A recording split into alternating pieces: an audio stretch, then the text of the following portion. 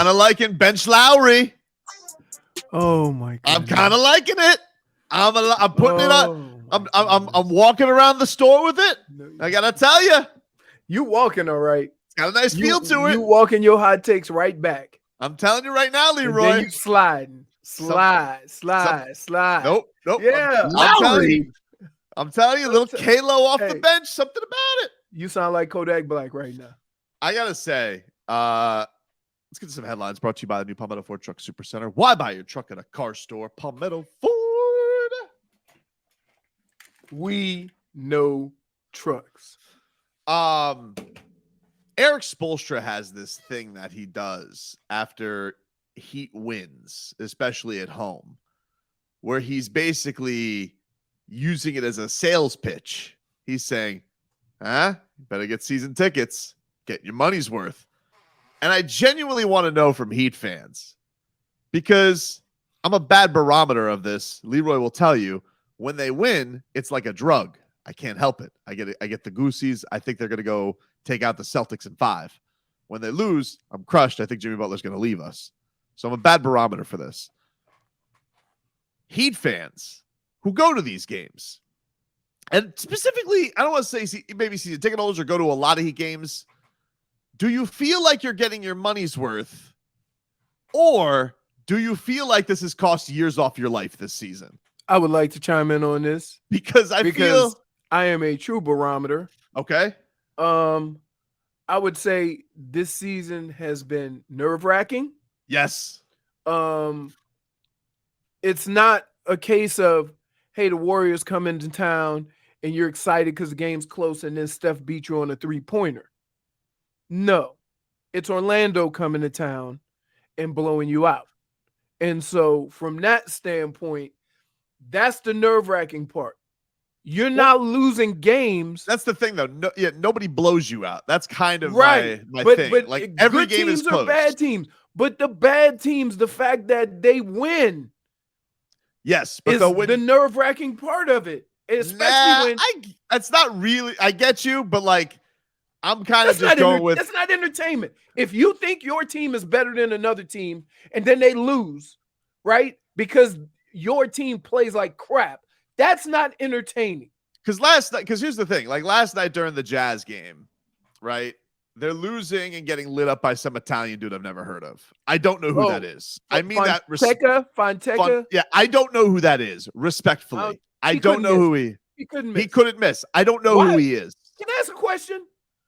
Why can't we use our Euro guy? All these guys are 6'10", dribbling, shooting threes, scoring 35 points, and our guys in Salt Lake City. Sioux Falls. Hey, I don't even know where he is. Home of intangibles, Sioux Falls. Right. Wait, by the way, there was a point in the game. Yep. Where Miami went with the intangibles lineup. I was like, wow. Well, I was thinking with you.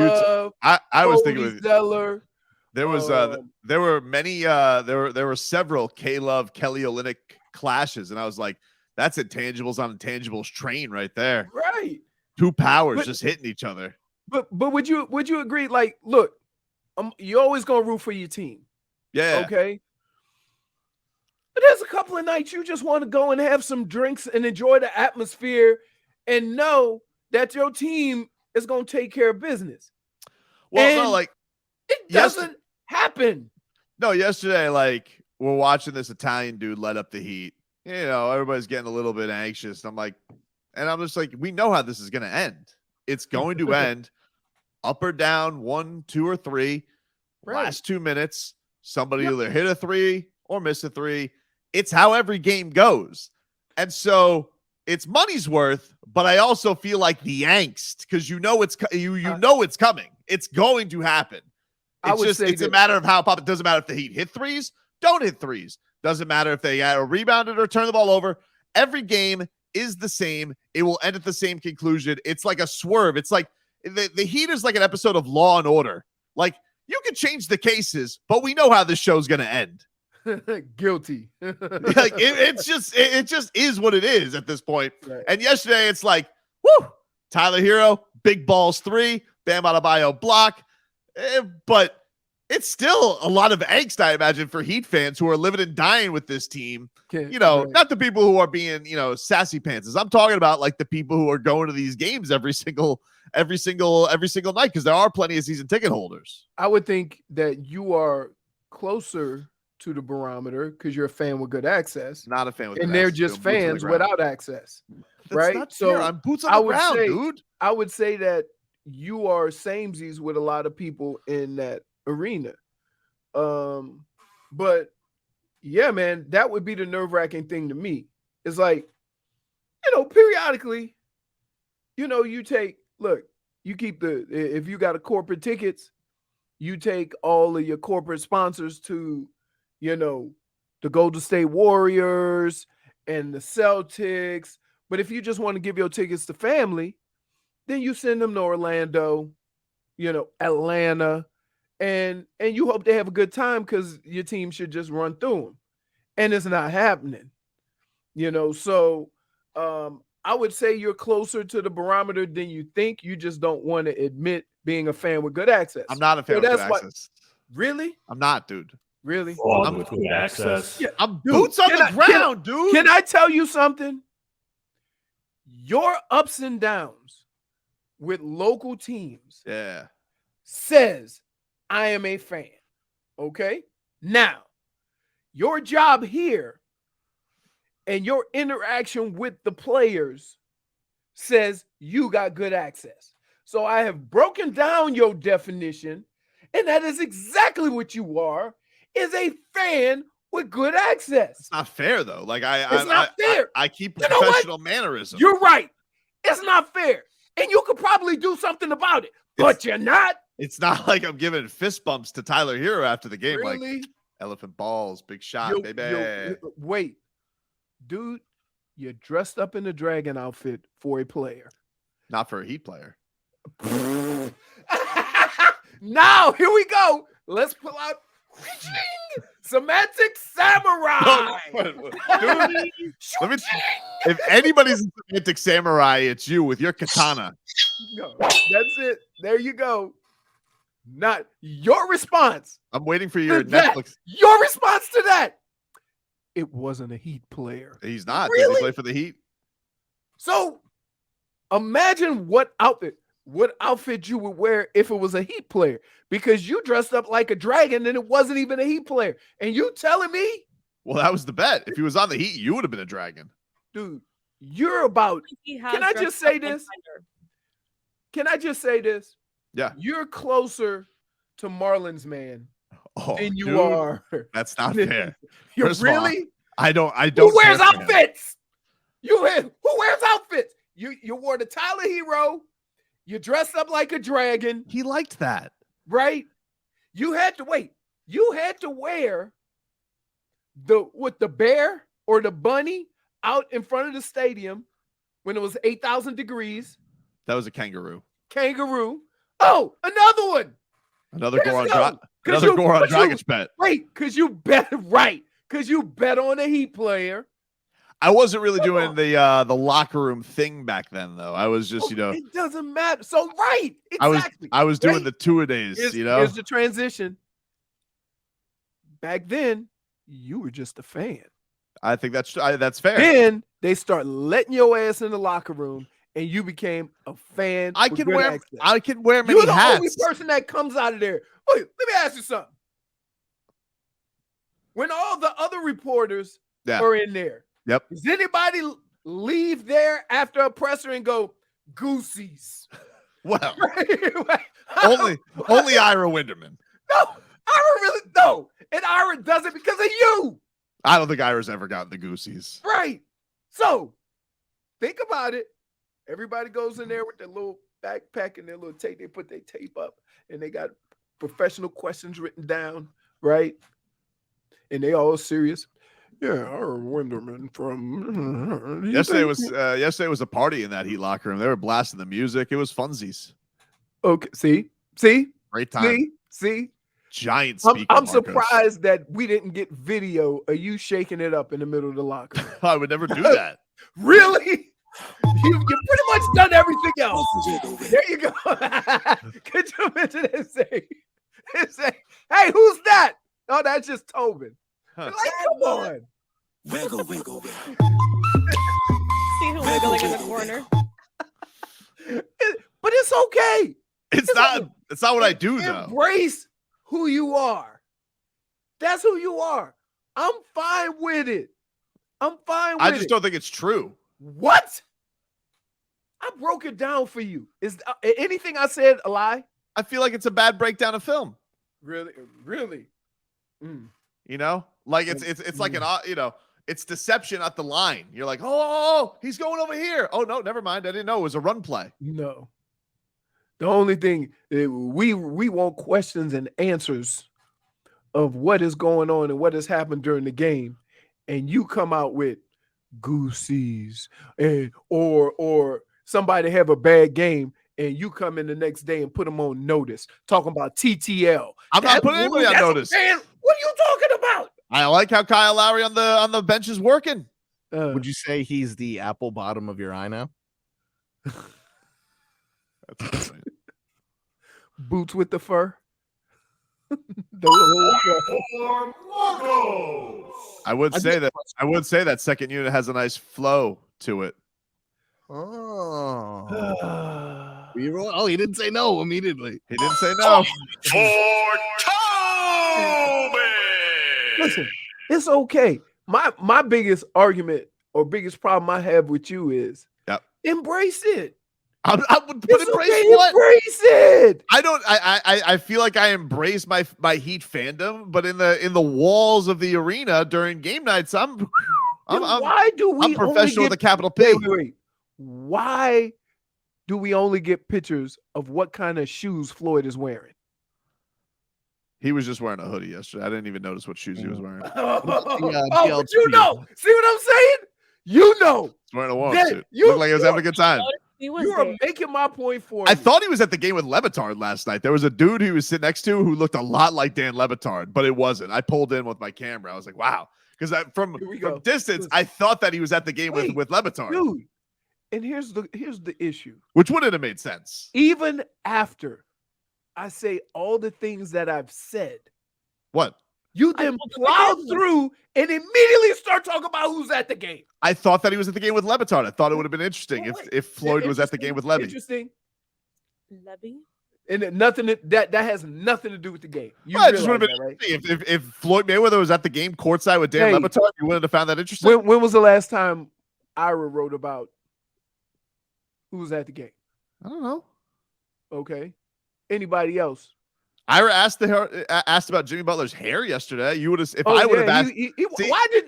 Question. If Ira asked about that, go through a costume change at halftime. Well, I'll tell you in a second. But if Ira asked that, he's a journalist. If I would have asked that, you would have said that's silly sauce. That's not fair. Now he has 40 years of journalism, but I mean, still, that's not fair, Leroy. You know, there's two words that apply here. Track record. He's been a professional journalist that may throw in a little off the wall question. You start off with the off the wall question and may throw in a question about the game. Here was Jimmy Butler on his hair after the game. My aloe beads came out the other day. I was sick about that, so I just said, just finna take my hair down as a whole. Armando brought me a comb, so that definitely helped. But I wanted to take it down before the game, but my head was itching, so I had to, I didn't feel like doing this, so I just took my hair down.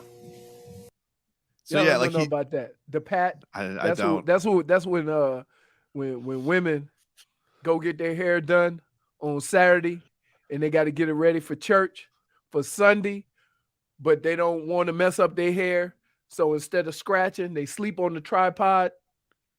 And then when it itch, they slap it. They don't scratch it because they don't want to mess up the hair. Well, he started the game and he had like this. It looked like Jimmy's usually got the hair. He looked like Hellboy. Yeah, he had like a quail thing going on up front. He had two of them right here. Yeah, the Hellboy.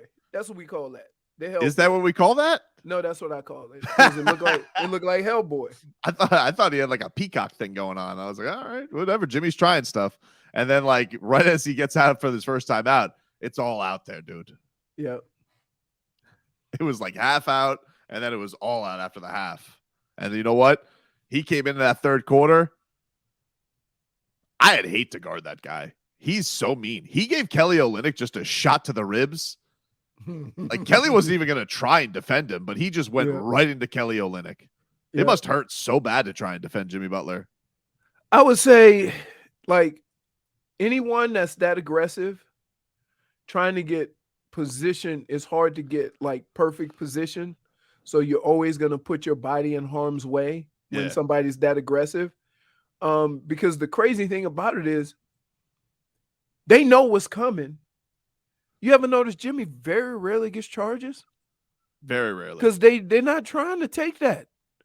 And that's the whole point of being aggressive, is that you put the onus on the official. Somebody, basically this is what Jimmy's saying. I'm taking it to the rim. Somebody getting called a foul. Something is going to be on me or them. But somebody getting a foul or I'm going to get an and one. And Dave & Buster's month is back. Just in time for Hoops Tournament Hysteria. We've got your chance to a $250 gift card from Dave & Buster's. Just go to WQAM.com and enter on the contest page. If you win, you can go to Dave & Buster's with your gift card, have a party, all on us. Dave & Buster's. Eat, drink, play, watch sports at Dave & Buster's in Hollywood. Dolphins making some free agent maneuvers. Will more splashes come today? There's a lot of rumors and fodder out there. We'll get into some Dolphins. Mutter. Hello, fodder. Back after this.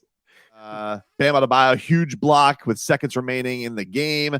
Tyler Hero, he had the go-ahead three with just under a minute left. This Tyler Hero is amazing, dude. If he starts 1 for 9 from downtown, doesn't care. He does not care. But that's what they want him to do. That is what they want him to do. That's what he wants to do. This was Tyler Hero in the locker room afterwards. And he's going to shoot no matter what, no matter the situation.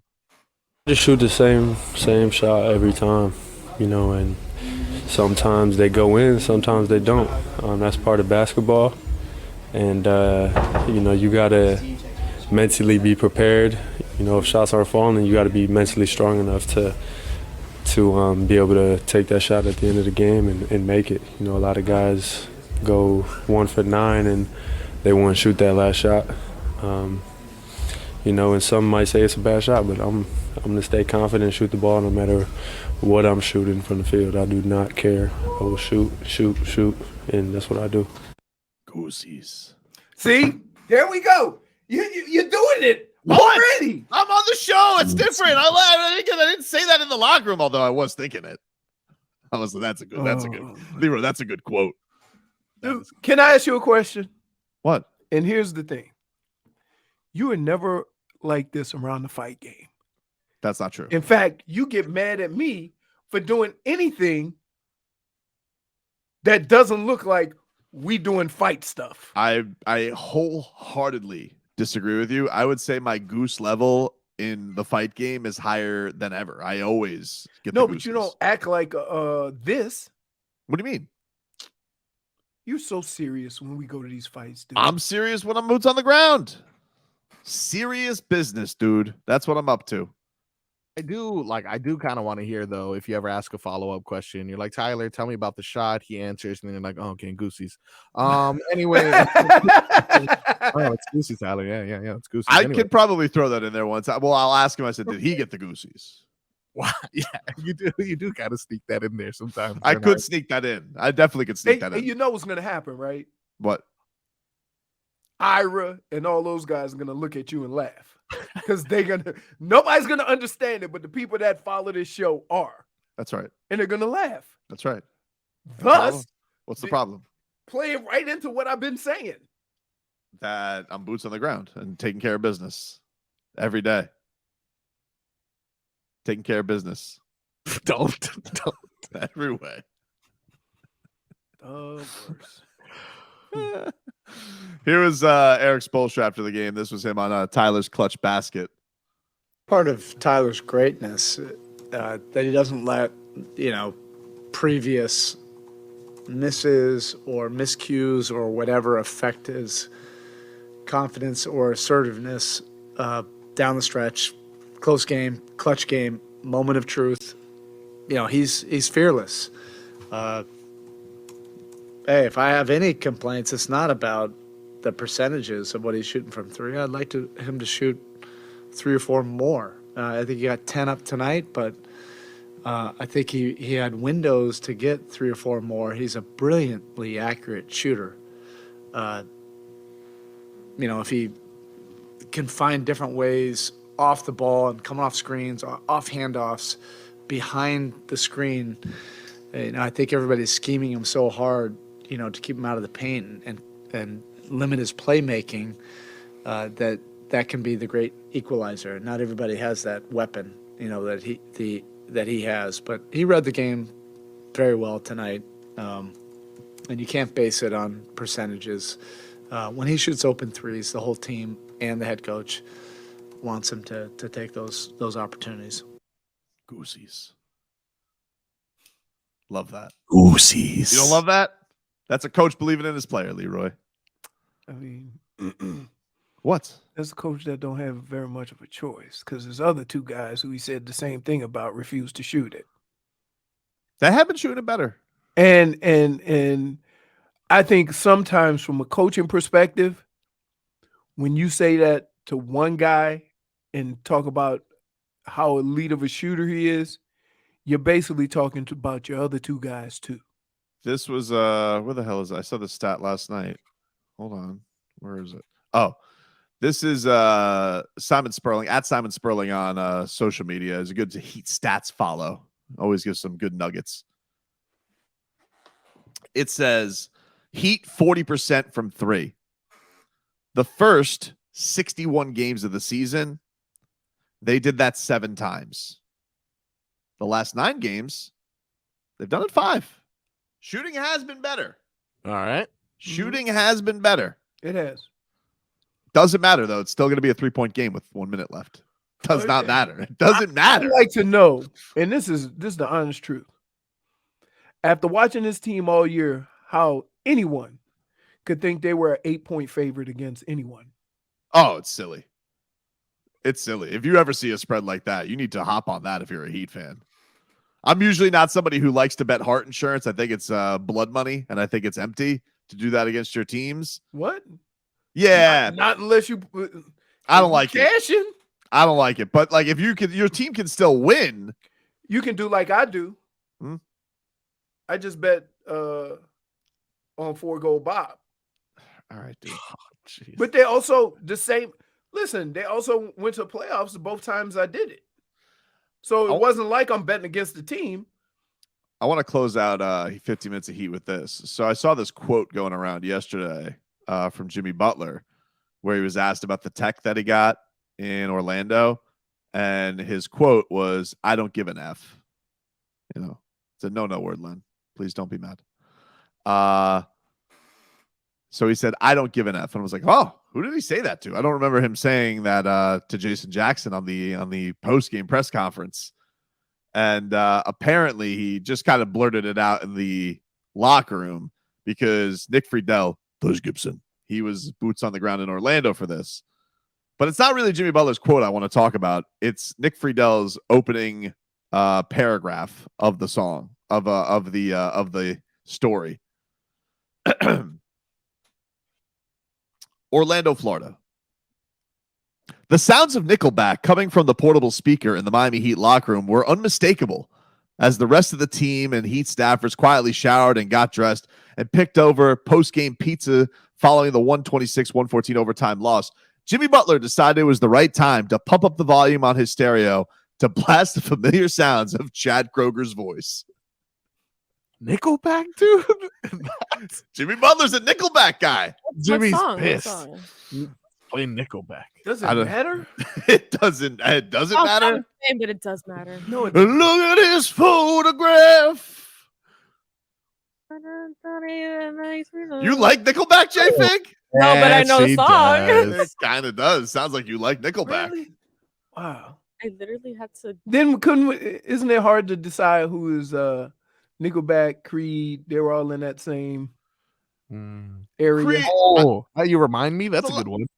There was a great hate of Nickelback for a lot of people. And It's then like Creed came along, and no, Creed was first. Creed, I Oh, think okay. Creed came before Nickelback. oh, so they got tired of Creed, and then Nickelback came out sounding like Creed. Yeah, I feel that's a like big people no-no. liked Creed though, like before, like hurry on, it was when Marlins Will Soar came around. They really fell off. I think I was in middle school when they were okay, like they were popular. Hmm.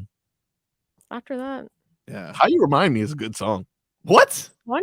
It's a good song. Which one? Something. This is how I feel what I. Even I know that song. Yeah, it's a good I song. don't think I know that It's one. not like you say sorry. I hope this is the Maybe right maybe that's what he was playing. I'm in a different. Yeah, this is how you Yeah. remind me.